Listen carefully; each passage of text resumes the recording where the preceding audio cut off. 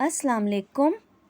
آئیے دیکھتے ہیں جن چیزوں سے رسول اللہ نے اللہ کی پناہ مانگی وہ مندرجہ ذیل ہیں: قرض سے، برے دوست سے، بے بسی سے، جہنم کے عذاب سے، قبر کے عذاب سے، برے خاتمے سے، بزدلی سے،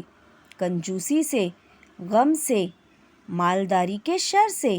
فقر کے شر سے، زیادہ بڑھاپے سے، جہنم کی آزمائش سے، قبر کی آزمائش سے، شیطان مردود سے،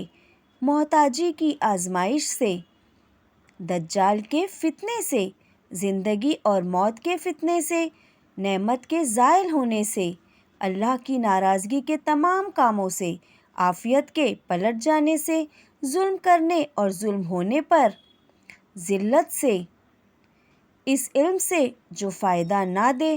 اس دعا سے جو سنی نہ جائے، اس دل سے جو ڈرے نہیں، اس نفس سے جو سیر نہ ہو، برے اخلاق سے،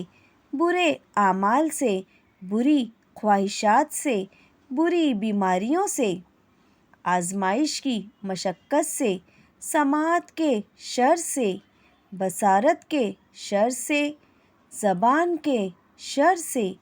دل کے شر سے، بری خواہش کے شر سے، بدبختی لاحق ہونے سے، دشمن کی خوشی سے، اونچی جگہ سے گرنے سے، کسی چیز کے نیچے آنے سے، جلنے سے، ڈوبنے سے، موت کے وقت شیطان کے بہکاوے سے، برے دن سے، بری رات سے، برے لمحات سے، دشمن کے غلبے سے، ہر اس قول و عمل سے جو جہنم سے قریب کرے، کفر سے، نفاق سے، شہرت سے، ریاکاری سے۔ حضرت محمد صلی اللہ علیہ وسلم آخری رسول ہیں۔ اللہ نے آپ کو پیدا فرمایا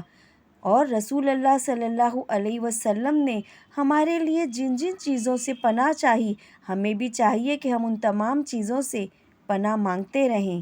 جزاک اللہ خیراً کثیراً کثیرا۔